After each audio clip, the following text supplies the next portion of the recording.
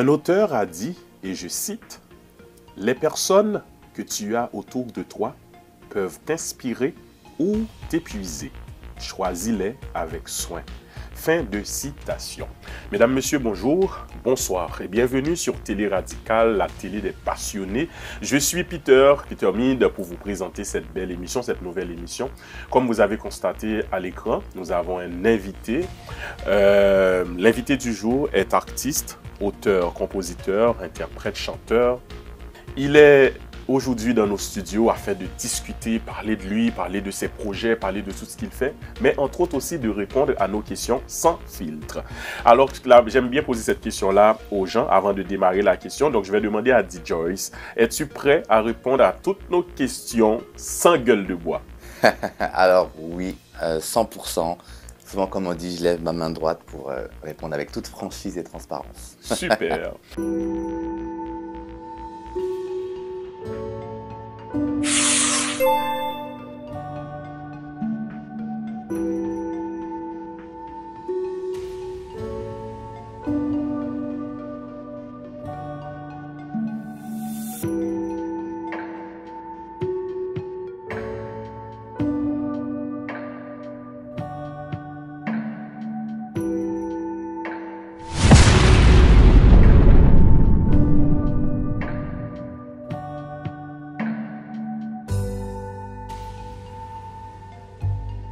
Alors, je te rappelle que tu as des caméras un peu partout, tu as tes caméras en avant, tu peux te retourner quand tu veux, donc tu es libre.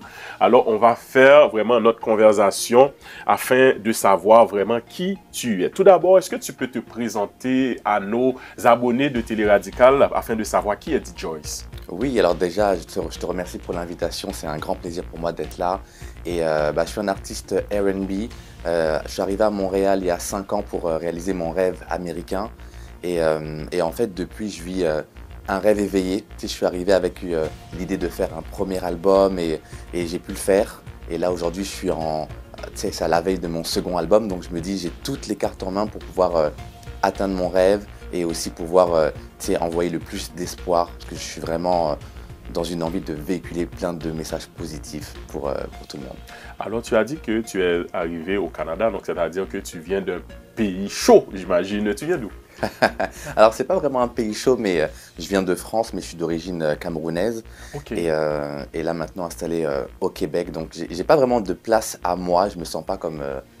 je suis pas fixe quelque part, mais je pense que j'ai trouvé ma place ici au Québec et je suis très, très content d'être là. Très content d'être là. Bien, nous sommes ici contents, aussi fiers de t'avoir aussi ici à Télé Radicale afin de discuter avec toi. Comment est-ce que tu as commencé la musique? Est-ce que tu as la famille qui chantait ou bien c'est juste une piqûre que tu as eue comme ça?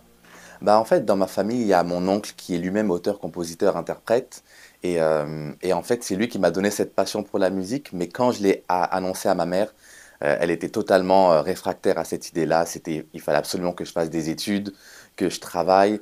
Et ce n'était pas une option pour elle, jusqu'au moment où elle a compris que c'était quelque chose qui n'était pas négociable.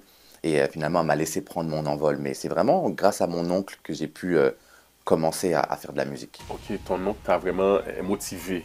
Exactement. Encore aujourd'hui, est-ce que ton oncle reste ta motivation? Alors aujourd'hui, il est toujours présent, parce que c'est toujours le premier à me soutenir et à me donner des conseils et des astuces pour essayer de contourner un peu tout ce qui peut se passer dans l'industrie du disque.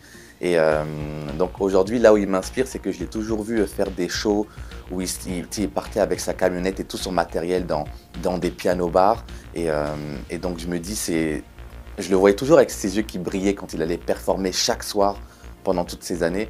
Donc je garde toujours cette lueur de passion en me disant qu'il faut que je garde toujours cette lumière vive quand je fais de la musique. Très bien. Tu as dit que tu es un chanteur de zouk. De R&B. R&B. Alors c'est ça, je voulais te dire, pourquoi tu ne fais pas de zouk d'abord? Alors en fait, j'ai fait du zouk. J'ai un de mes premiers singles que j'ai fait en 2011, qui était sur la compile Zouk Island, produite par Warner. C'était mes premiers amours, parce que dans la famille, on a toujours écouté du zouk. Justement, mon oncle aussi est un grand fan du zouk, de zouk. Et en fait, aujourd'hui, j'ai choisi le style R&B parce que ça a bercé mon enfance. D'accord. Avec les Boyz II Men, avec John Legend. Et je suis allé vers ça. Mais récemment, j'ai fait une collaboration avec Lia Shirley sur un titre Zouk Compa. Et c'est des sonorités que j'adore, afro-caribéennes. Donc c'est toujours aussi en moi. Quel est le rapport de D-Joyce avec les femmes? Parce que je vois que tu as une passion quand tu parles des femmes, parce que surtout dans une chanson que j'ai écoutée, où ce que tu mets les femmes à l'honneur. Quelle est ton approche? Bah en fait, tu vois, mon approche, elle est très particulière parce qu'en fait, j'ai un message que je véhicule qui est la lutte contre les violences faites aux femmes, D'accord. la lutte contre les violences conjugales, parce qu'en fait, ma mère en a été victime et c'est quelque chose qui m'a beaucoup, comment on dit, ça a nourri beaucoup de trauma en moi dans toute ma jeunesse. Et maintenant que j'ai une audience avec la musique, ça me permet de pouvoir rendre hommage à ma mère et de montrer aux gens que on peut aimer, mais il faut aimer avec respect et avec tolérance. Et on a aussi des responsabilités quand on aime. Donc aujourd'hui, c'est devenu mon combat principal et que je vais justement pousser encore plus loin dans mes projets à venir. Dans les projets à venir. Parlons de projets maintenant. Tu travailles sur quoi en ce moment? Alors, en ce moment, je travaille sur mon deuxième album qui va très prochainement sortir. Et j'ai déjà lancé un prélude qui s'appelle Garçon, un prélude où je parle justement de la violence conjugale et de l'impact sur les enfants. Et qu'aujourd'hui, tu sais, la jeunesse, il y a beaucoup de traumas qu'on a pendant justement notre enfance, adolescence, mais que quand on grandit, on doit justement vivre avec ça, mais que malgré tout ça, on peut toujours réaliser nos rêves, que ce soit dans l'art, dans le sport, dans la musique. Et donc là, j'ai fait comme un prélude, et là, j'arrive avec le projet complet qui est pour moi un hymne à la résilience. Et donc cet album dont je suis très très fier va très bientôt sortir. Qu'est-ce que tu détestes le plus au monde? Oh là là, en fait, c'est qu'il y a tellement de choses que j'adore dans le monde. Je préfère même dire tout qu'est-ce que j'aime dans le monde plutôt que l'inverse. Mais si je dois te dire quelque chose que je déteste, il y a le racisme, c'est la première chose qui vient me chercher. Mais surtout le fait que les gens ne savent pas laisser vivre les autres. Je dis toujours laisser vivre. Tant que on ne fait pas de mal à quelqu'un, Voilà. ben laisser les gens faire ce qu'ils ont envie de faire, avec qui ils ont envie de le faire. Et c'est plus ça qui m'énerve, qu'on aille se mêler de ce qui n'a pas d'impact sur ta propre vie. C'est surtout ça qui vient me chercher. D-Joy, j'imagine que c'est ton nom d'artiste. Est-ce que tu partages ton vrai nom aux gens ou bien non? Ouais, je te dirais qu'avant, je voulais le garder mystérieux, mais maintenant, avec les plateformes de streaming, on peut voir qui est-ce qui est auteur de sa propre musique. Voilà. Donc on voit les vrais noms. Donc j'ai aucune honte à dire que je m'appelle Ludovic. C'est juste que ça fait moins bling bling quand tu postes un single, alors que moi j'étais habitué à des Babyface, Boyz II Men, c'est des noms qui clinquent et c'est quelque chose que j'avais envie à travers le nom de D-Joyce, qui a aussi une signification. Voilà, c'est là que je voulais m'en venir. Quelle est en fait, la similitude qu'il y a entre Ludovic et D-Joyce? Alors, je te dirais que, il faut savoir que le D de D-Joyce, c'est détermination, émotion et espoir. Et Joyce pour la joie, toujours au quotidien. Tu sais, j'ai fait 3 ans de gospel, j'ai une formation de gospel en France. Okay. Et j'étais nourri par ça. Et pendant longtemps, j'ai séparé D-Joyce de Ludovic. Et au final, plus j'avance dans ma musique et plus j'ai renoué avec mon authenticité, renoué avec mes propres valeurs qui font qu'aujourd'hui, c'est une seule et même personne. Donc, je te dirais que maintenant, c'est la même personne alors qu'avant, j'avais envie de le dissocier un peu de la vie de tous les jours. Certaines personnes disent que pour percer ici au Québec, il faut que tu fasses du lobbying, comme s'il faudrait que tu te mets avec des gens caucasiens, parce que si tu te tiens avec des personnes de ton origine, ça pourrait, comme si tu marques des pas en place. Est-ce que tu crois à ça? Alors, moi, je suis plus à penser que je me connecte avec des gens qui ont les mêmes valeurs que moi. D'accord. Donc, si tu es une personne qui aime les relations humaines, et bien finalement que tu sois noir, blanc, jaune, peu importe, si tu as ces valeurs-là, et bien tu rentres dans mon équipe. Ce qui fait qu'aujourd'hui, dans les personnes qui m'accompagnent au quotidien, j'ai de toutes les origines, de tous les milieux sociaux, parce que tu peux avoir très peu d'argent, mais avoir des très belles idées, des belles valeurs, et tu peux être aussi très riche, mais avoir une personnalité qui ne te donne pas envie de travailler avec toi. Donc voilà, je préfère moi connecter avec les valeurs humaines et c'est ça qui fait, je pense, la richesse des collaborations. Très bien. Est-ce que tu es quelqu'un de romantique? Oh, trop. Je pense que je suis quelqu'un qui... j'aime l'amour, j'aime les relations avec les gens, j'aime connecter. Et en fait, romantique à tous les niveaux, que ce soit dans une relation, que ce soit amoureuse, que ce soit dans l'amitié, que ce soit dans juste les connexions humaines. Je trouve qu'on a besoin et c'est quelque chose même qu'on a perdu avec le temps, avec les réseaux sociaux. On est moins dans juste prendre le temps de parler, prendre un café, s'asseoir, discuter et discuter des vraies choses. Donc je pense qu'on a toujours besoin on a besoin de se séduire, de se charmer, de s'écouter. Donc oui, je te dirais définitivement un gros romantique et un amoureux des relations en fait, entre les gens. Très bien. En dehors de la musique, est-ce que tu fais d'autres activités? Oui, en dehors de la musique, je travaille dans un cabinet d'avocats. Ok. Donc c'est pour ça que je vis un peu une double vie, mais que j'adore justement. Et en fait, je suis chargé de communication dans un cabinet d'avocats.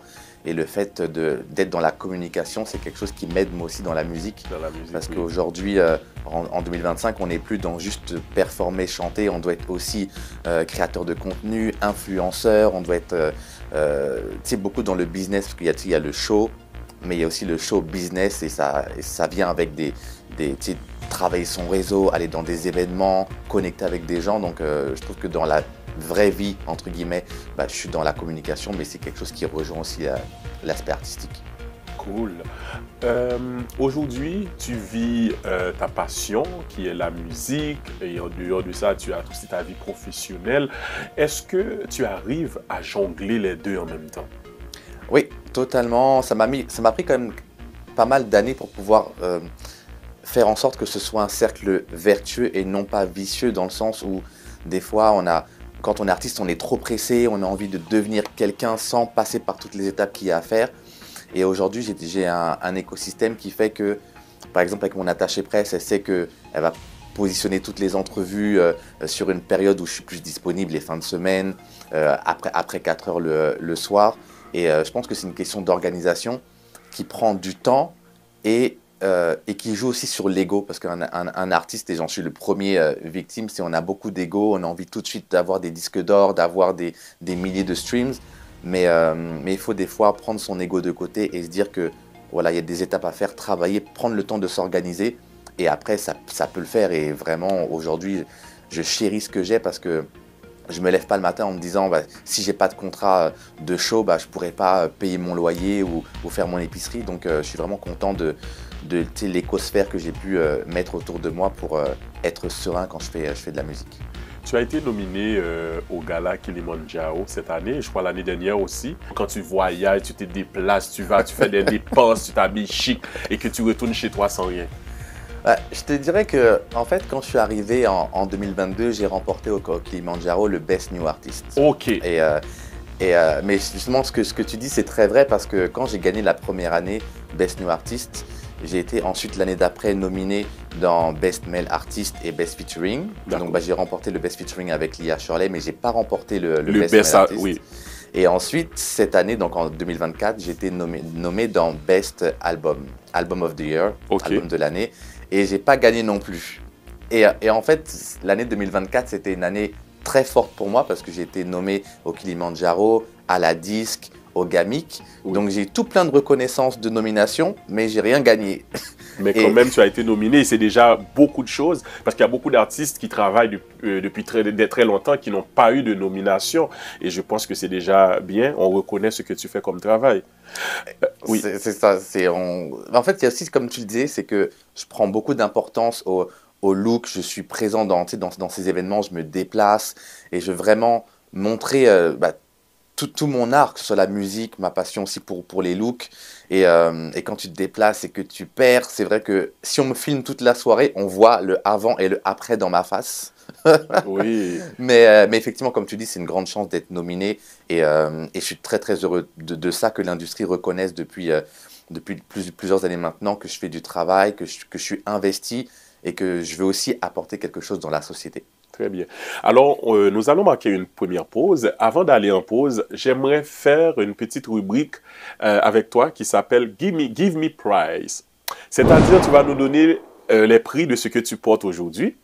Oh, wow, ok. On va commencer de la tête aux pieds.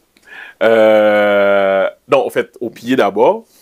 parce que tu n'as pas des choses, tu n'as rien sur la tête.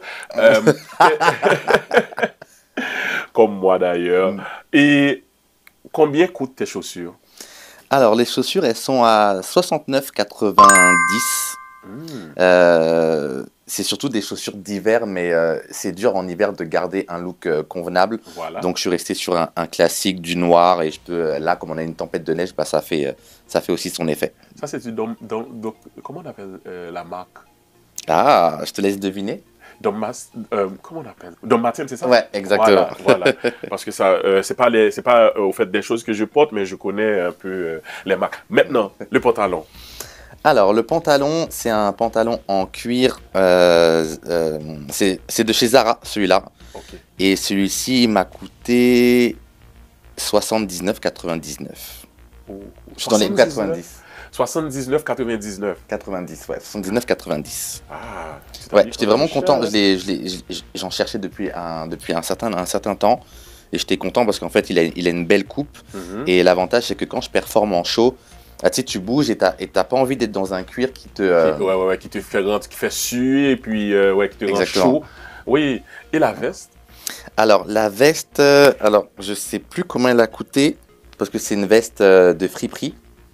Donc, Très je belle. l'ai pas eu très cher, mais j'étais vraiment content parce que bah, le bleu, c'est ma couleur du moment Ouais. pour le projet. Et en fait, j'aime bien ce côté, tu vois, épaulette. les Tu sais, épaulettes. ça te donne tout de suite une carrure quand tu sais, tu vas pas trop à la salle, Mhm. tu vas pas au gym. Donc, tu sais, pour donner un peu ce côté carrure. Mais ouais, je l'aime bien, ce côté bleu vif. Oui. Et les bijoux, la montre. Alors, cette montre, c'est une fossile et c'est un cadeau qu'on m'a fait. Oh. C'est un cadeau, donc je saurais pas te dire le prix. Mhm. Enfin, je le dirai pas publiquement, sinon ça voudrait dire que je suis parti chercher le prix. Et ouais, ça c'est, je saurais pas te dire, mais je crois que c'est dans les peut-être 180, 200. Ouais. Les C'est une fossiles, très belle montre, c'est une très belle montre. Oh, ben c'est super. Mesdames, messieurs, nous sommes en compagnie de l'artiste chanteur D-Joyce qui est dans nos studios, qui répond sans filtre à toutes nos questions. Donc, vous suivez une très belle émission. Nous allons prendre une petite pause et au retour de la pause, on va continuer à tirer les verres du nez de notre invité. À tout à l'heure.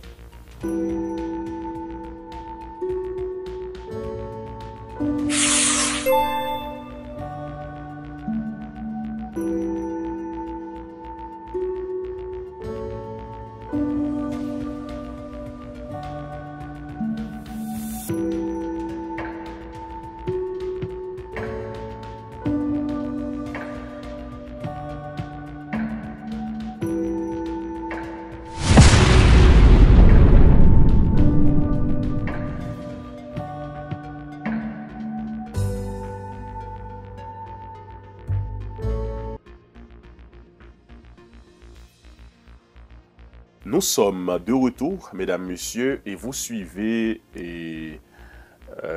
l'émission Le Fauteuil sans filtre avec notre invité du jour. Je vous rappelle qu'il est artiste, il est auteur, compositeur et interprète qui travaille sur différents projets. Son nom c'est D-Joyce. Il est français, il est d'origine camerounaise et il vit au Québec maintenant et c'est là vraiment qu'il pratique son art, la musique. On a fait le tour un peu, on a parlé brièvement de ta carrière en tant qu'artiste, carrière. Est-ce que, puisque tu as dit en France, tu faisais partie de l'assemblée gospel, tu as travaillé, tu es coach, tu as chanté dans les chorales gospel, est-ce que ça t'arrive des fois de penser à te mettre en groupe ou bien avoir un band par exemple? Bah, tu vois, c'est quelque chose que quand je suis rentré dans la chorale de gospel, c'était au moment où je voulais chanter, mais je ne savais pas par où commencer. Et c'est justement Joby Smith qui m'a donné la chance de pouvoir rentrer dans la chorale. Et là, j'ai aimé travailler en groupe, j'ai aimé travailler avec toutes ces personnes qui partageaient la musique comme moi, comme passion. Mais très vite, j'ai noué des sentiments d'insécurité, de syndrome de l'imposteur, parce que je me comparais aux voix des autres. Okay. Et j'avais 19 ans, 19-20 ans. Et j'ai très vite eu envie de composer mes propres chansons, de chanter des choses qui m'appartiennent de ce que j'ai vécu. Et donc très vite, je suis parti en solo et je me dis que j'arriverai pas à repartir dans un groupe parce que l'industrie de la musique m'a montré que souvent on a des ambitions qui peuvent être plus hautes que certaines personnes qui peuvent être dans ton équipe ou dans ton groupe. Donc quand tu partages pas les mêmes envies, eh ben, tu ne peux pas avancer à la même vitesse que tu veux. Donc, c'est quelque chose que je trouve très dur aujourd'hui d'être dans un groupe, même avec les questions d'ego ou autre. Donc, je préfère être tranquille, en solo et faire des collaborations. Tu vois, faire des collaborations, des featuring, ou même travailler sur d'autres projets. Peut-être pas en tant que chanteur, mais en tant que graphiste, en tant qu'auteur, par exemple. Donc, c'est ça un peu. Qu'est-ce que tes proches disent de toi quand tu es absent? Parce que j'imagine même quand tu n'es pas là, tu ne sais pas, mais il y en a peut-être quelqu'un qui pourrait te dire, mais tu sais, ils ont dit ça. Qu'est-ce que tu penses qu'ils disent de toi?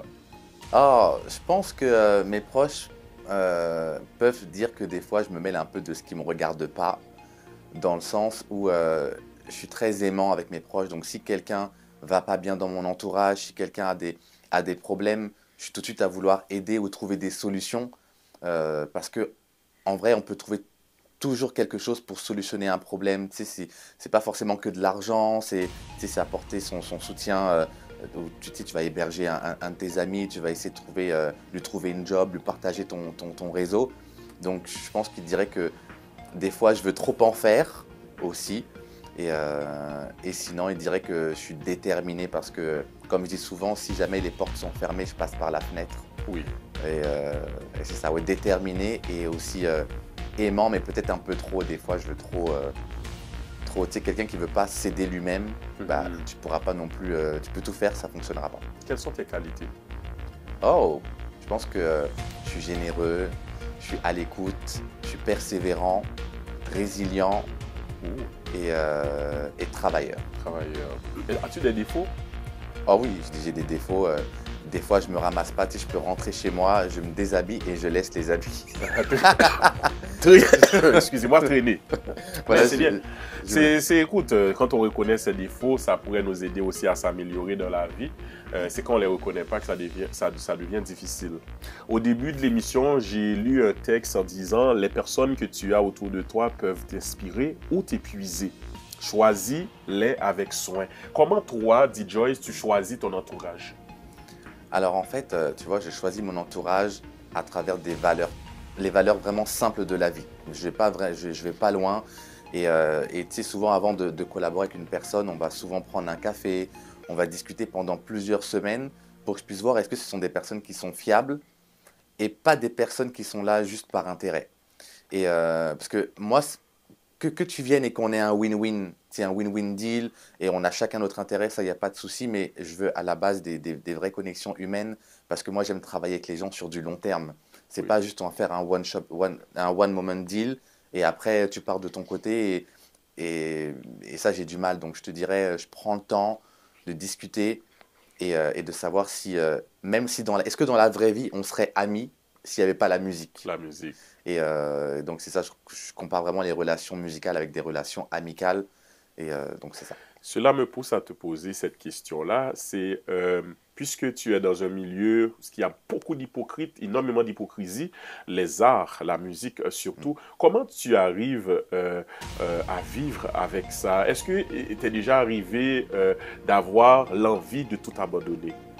Oh waouh, alors ça, je te dirais, ça m'est arrivé tellement de fois l'envie d'abandonner parce que j'ai eu je dirais, malchance et en même temps la chance, parce que c'est ce qui fait mon parcours aujourd'hui, mais de signer dans des labels ou des maisons de disques qui ne sortaient jamais mon album. Donc c'est pour ça que mon premier album a mis 10 ans parce que c'était très compliqué. Mais ça m'a forgé de me dire que les personnes que je vais choisir dans mon équipe, une fois que tu es dans mon équipe, je ne change plus, j'ouvre la porte très rarement à de nouvelles collaborations sans avoir pris le temps de tester, de discuter. Et aujourd'hui, je me dis, les gens qui m'entourent, j'ai besoin de rien d'autre. Et les personnes qui vont rejoindre mon projet à venir, c'est vraiment parce qu'on a un win-win, quelque chose, on va s'apporter. Et si jamais, je ne sais pas comment expliquer, mais tu sais, plus tu avances dans la musique et plus tu as des réussites, plus tu vois les personnes qui viennent t'envoyer des DM. Yeah. Tu sais, j'ai jamais reçu autant de DM que l'année 2024 quand j'ai eu ces nominations, alors que c'est le même album que j'ai présenté 2 ans auparavant pour dire oui, j'ai mon premier album que je vais faire et j'ai besoin d'un coup de main, est-ce qu'on peut se rencontrer? Et que les personnes ne te répondent pas ou te laissent en vue. Et ce sont les mêmes personnes qui viennent frapper à ma porte le lendemain quand j'ai une nomination à la disque ici au Québec. Donc ça fait mal à l'ego, Mais maintenant, j'ai compris qu'il y a aussi le business. Il y a aussi du business, donc il faut dealer avec, il faut composer et Ouais. on n'a pas le choix. Quand on a été nominé à la disque, on a fait beaucoup de spectacles, on a été nominé au gala Kilimanjaro à Toronto. Est-ce qu'on reste toujours la même personne ou bien on a la tête enflée? Ah, je te dirais, on a la tête enflée parce que toute réussite et tout ce que tu as accompli, et en plus quand c'est toi qui as mis les efforts, ça te booste ta confiance en toi, ta confiance en soi. Et quand tu as confiance en toi, souvent les personnes peuvent prendre ça comme ah mais lui il se la pète, lui il a les chevilles qui enflent. Mais c'est correct d'avoir de l'ambition et d'être fier de ses accomplissements. Donc oui, on peut avoir la tête qui enfle, mais quand tu fais tout par toi-même, quand tu investis dans ton projet, quand c'est toi qui te déplaces, qui contacte, qui passe des heures à faire ce qui n'est pas finalement juste chanter, eh ben, tu gardes les pieds sur terre parce que tu sais tout le chemin que ça t'a pris pour juste avoir un moment qui dure très peu de temps de reconnaissance par rapport à la charge de travail que tu as effectuée. Donc je te dirais que quand tu as travaillé dur, tu gardes quand même la tête sur les épaules. En dehors de la musique et aussi de ton travail professionnel, quelles sont tes passions, les autres passions? Qu'est-ce que tu fais dans tes temps libres? Oh, je fais rien d'autre. je fais rien d'autre, je sors, je m'amuse avec mes amis, mais moi c'est vraiment la musique qui me passionne. Je fais que ça, je mange musique, je mange performance. Tu sais, des fois on me voit sur les shows performer avec les lumières, les danseurs et tout ça. Mais tu sais, je peux passer des heures à répéter chez moi devant mon miroir, dans la salle de bain, à répéter les chorégraphies. Là, bientôt, je vais tourner le vidéoclip de mon prochain single. Et c'est beaucoup de chorégraphies, donc je répète tout le temps. Et même quand je dors, j'ai comme j'appelle ça des flashs. Oui. Mais parce que tellement j'envoie d'emails, par exemple, pour un projet, que je me dis, ah, mais je peux contacter cette personne-là parce que cette personne-là, elle a une plateforme qui se rapproche de mes valeurs, ça parle de jeunesse, d'engagement. Oui. Il faut que je la contacte. Et en fait, il y a toujours des idées qui fusent. Et donc en fait, je te dirais que c'est musique, c'est chant, danse, il n'y a pas d'autre. Je laisse par exemple l'art, la peinture, je laisse ça aux autres. Je me focalise sur la musique. Au soir de ta vie, je sais que c'est quelque chose qui arrivera dans 100 ans sûrement. On n'est pas encore prêt pour ça. Je touche du bois. Alors, qu'est-ce que tu voudrais que les gens retiennent de toi? Oh, je te dirais que je veux que les gens retiennent que j'ai fait de la musique dans le but de soigner le monde. Et c'est un grand mot ce que je dis, mais aujourd'hui, il y a tellement de choses qui font peur. Moi, par exemple, ma filleule, quand elle va grandir, je me dis dans quel monde elle va avoir en fait dans quelques années. Donc je me dis, si juste avec ma musique, je peux aider la jeunesse sur certaines réalités, aider les personnes de notre communauté à être plus forts, à être indépendants, et bien c'est ça que je veux faire. Donc même s'il y a juste une personne qui se reconnaît dans ma musique ou mes engagements, et bien je me dis que je peux partir libre et qu'après il y a peut-être d'autres qui vont perdurer, continuer ce que j'ai fait. Et je fais forcément le lien avec le lancement du prélude à l'album où j'ai réuni des centres pour femmes, des centres pour jeunes, des élus du gouvernement pour qu'à travers mon projet, on puisse trouver des solutions durables pour les jeunes. Donc je te dirais que c'est ça que je veux qu'on retienne de moi et de ma musique. Très bien. Je vais te poser une série de questions, donc questions-réponses. Ça s'appelle questions sans filtre, réponses sans filtre, puisque depuis tout à l'heure, c'est ce qu'on fait. Alors, avec qui tu t'entends le mieux dans ta famille? Avec ma mère. Ouais, ma mère, c'est mon rock, c'est celle qui, justement, elle n'a pas peur de dire que son fils, c'est le meilleur, que de me féliciter dès qu'elle entend une chanson.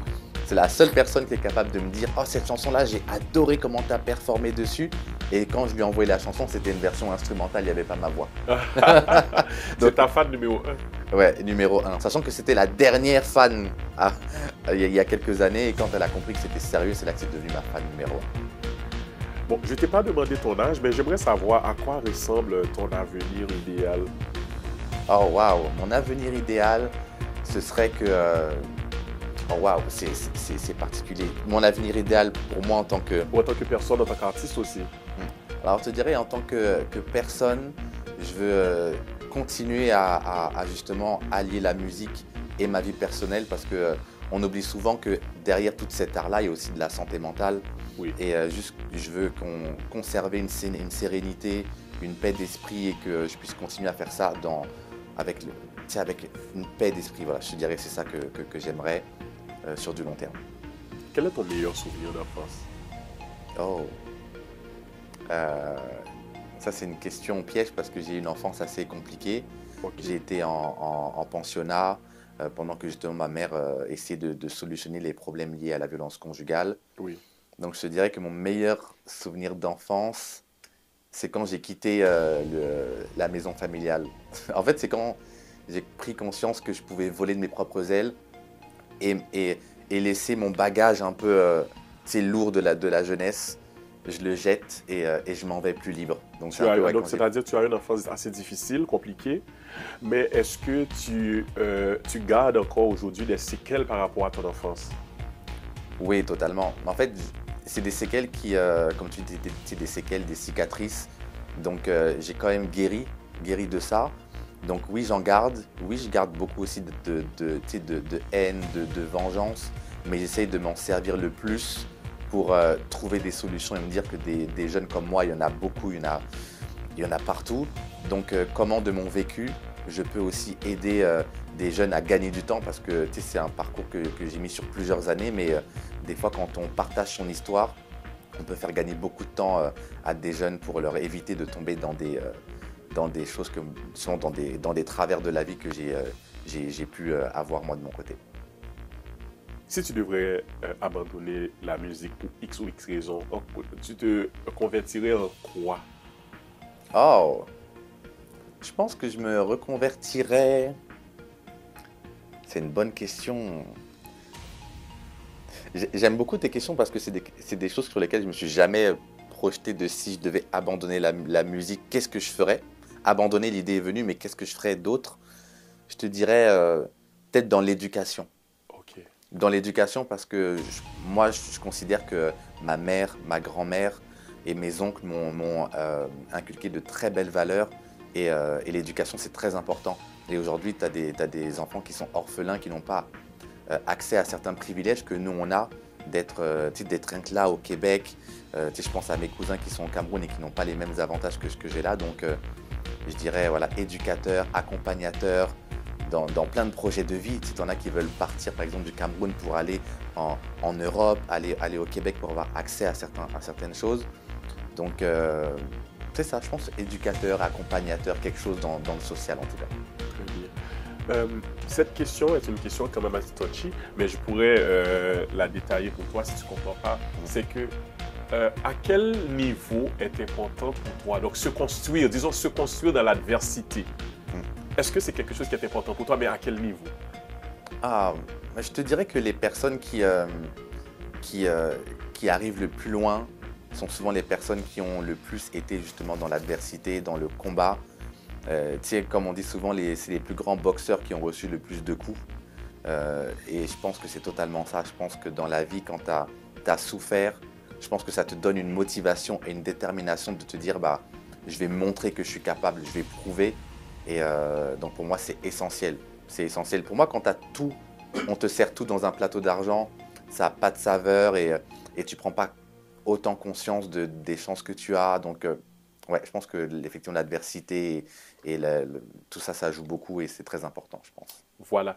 On a, D-Joyce, un petit pot doré à côté de toi. Tu peux le voir, qui a des petits papiers. Donc, ce sont des questions. Oh, wow. Oui, c'est des questions qu'on a préparées pour nos invités. Donc, tu pourras en prendre 2 ou 3 comme tu veux, Ouais. l'un après l'autre, et puis les lire et répondre pour nous ces questions-là. Donc, c'est parti. C'est parti. Et moi, j'aime trop les jeux comme ça. Ah, bon, ça fait plaisir.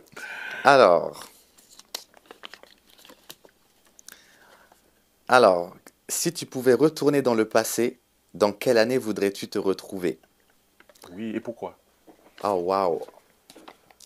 Euh, je pense que je retournerais dans le passé à plusieurs moments. J'irais en fait dans plusieurs moments où je parlais avec ma mère, ou du moins c'est ma mère qui me parlait, qui essayait de me passer certains messages, comme quoi ça va bien aller, ne t'inquiète pas de ce que tu vois, et lui dire que je la vois, je l'entends et que je l'aime surtout parce que c'est que depuis il y a quelques années que je dis vraiment je t'aime à ma mère.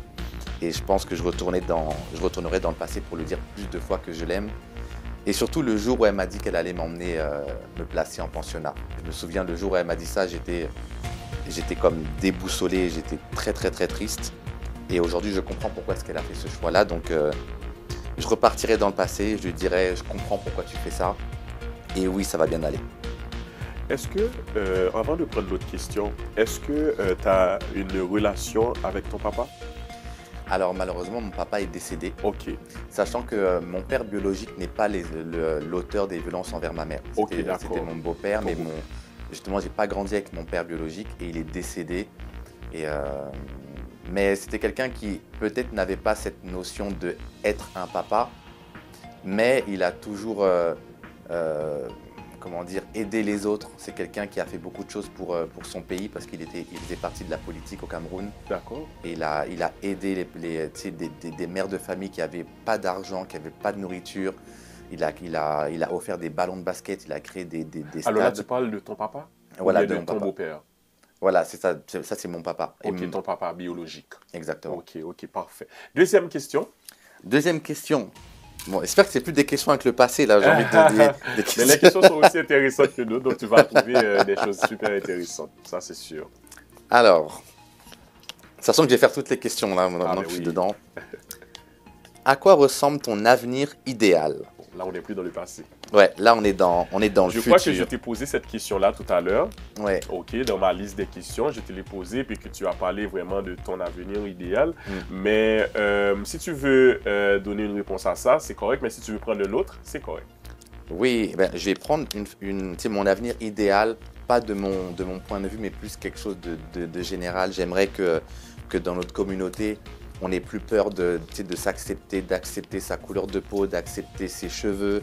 J'ai pas de cheveux, mais je peux largement comprendre. Je veux qu'on n'ait plus peur de se présenter dans des...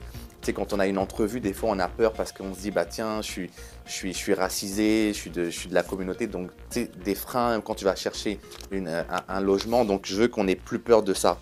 Qu'on ne se dise pas qu'on doit faire 3 fois plus d'efforts pour atteindre des choses. S'affirmer, s'accepter, Ouais. et aussi en même temps de faire face aussi à la réalité. Donc Ouais. quand tu fuis la réalité, ça te cause aussi des problèmes. Ça cause aussi des problèmes. Tu sais, ma grand-mère, elle m'a toujours dit que je devrais faire 3 fois plus d'efforts, que je dois être toujours le meilleur parce que j'ai pas le choix. Donc oui, c'est la réalité, donc on doit se préparer. Mais c'est pour ça que pour moi, l'avenir idéal, c'est qu'on n'ait plus à se dire ça. Tu sais, je veux plus qu'on ait nos mères et nos pères qui disent à nos enfants, tu vas devoir subir ça, tu vas devoir être comme ça pour pouvoir atteindre ça. Ça, c'est quelque chose que je veux pas, vraiment. Voilà. On prend une petite dernière. Oui. Alors, Ah, mais ça va bien, ça va bien. alors, quel est ton film préféré? Ah, sans hésitation, À la recherche du bonheur avec Will Smith. C'est un film où justement, c'est un père de famille qui n'a rien et qui doit travailler très dur pour prendre soin de sa famille, donc de sa femme et de son enfant. Et en fait, il a beaucoup de refus et il doit se battre pour créer justement son empire, tout en inculquant justement des belles valeurs à son À fils, son parce fils, que ouais. des fois, il doit dormir dehors et sa femme le quitte. Et c'est très dur justement. Il y a des belles valeurs tant au niveau de la place d'un homme dans la société, mais l'homme, le père aussi. Donc c'est quelque chose qui m'a beaucoup touché. Très bien. Est-ce que, en ce moment, puisque tu as dit, tu travailles sur des projets comme tous les artistes d'ailleurs qui sont en action Mm. et actifs, tu travailles sur quoi? Et puis, comment est-ce qu'on peut faire pour t'écouter, pour voir tout ce que tu fais? Alors, en ce moment, je travaille sur mon 2e album, 3e album, 4e album. Bref, je travaille de la musique à fond. Et en fait, c'est surtout donc là mon 2e album. Et j'espère que les gens vont pouvoir le découvrir, écouter et surtout prendre le temps d'écouter les textes. On peut me retrouver partout sur Facebook, Instagram, YouTube, sur les plateformes, mais surtout sur le terrain. On va me voir justement dans des centres de jeunesse pour partager la musique. Donc là, actuellement, le 2e album. Et c'est ça, j'espère que vous allez apprécier, que vous allez aimer, parce que c'est un album R&B, soul, funk. Et tu sais, souvent on associe le Il y en a R&B. pour tous les goûts. Exactement. Il y en a pour tous les goûts, mais surtout pour, tu sais, c'est des styles qui sont pas forcément mis de l'avant. Et en plus, souvent on associe le R&B à souvent l'amour toxique. Mais je vais aller justement plus loin, où justement je parle de violence conjugale, je parle de respect quand tu es en couple. Donc je veux vraiment que les gens prennent le temps d'écouter les textes et que ça les fasse réfléchir. Très bien. Alors, il me reste qu'à te remercier, remercier ton équipe, remercier aussi toutes ces personnes-là qui t'entourent, qui travaillent avec toi, qui fait de toi aujourd'hui la personne que tu es, l'artiste que tu es. Donc, je remercie toutes ces personnes-là. Puis, écoute, Télé Radical est encore là, nous sommes disponibles quand tu as des projets, n'hésite pas, parce qu'on aime ce que tu fais, et moi personnellement, j'ai écouté tes chansons, et puis je peux te dire félicitations encore une fois. Merci beaucoup, merci à toute l'équipe Télé Radical. C'est un très très grand plaisir, on reste connectés, et surtout, merci à vous de mettre en lumière les artistes de la communauté, parce qu'on a besoin d'être visible, et merci pour ce que vous faites, c'est vraiment très important. Merci D-Joyce. Alors, je vous rappelle, mesdames, messieurs, notre invité du jour est D-Joyce, artiste, chanteur, auteur-compositeur, interprète qui a été avec nous aujourd'hui à l'émission Le Fauteuil sans filtre, qui a répondu à toutes nos questions sans filtre. Alors, c'est vraiment très, très apprécié. J'espère que vous avez aimé l'émission et je vous invite à le partager, commenter, laisser des commentaires pour notre invité et aussi liker aussi nos vidéos, puis aller sur ses réseaux sociaux, aller chercher D-Joyce et puis vous allez voir qu'est-ce qu'il fait comme travail. Encore une fois, merci à toi, merci à vous à la maison. Et mon nom est Peterson Mead. Ça a été un plaisir d'être avec vous aujourd'hui pour cette émission. Et rendez-vous pour une autre émission avec un autre artiste sur Le Fauteuil sans filtre.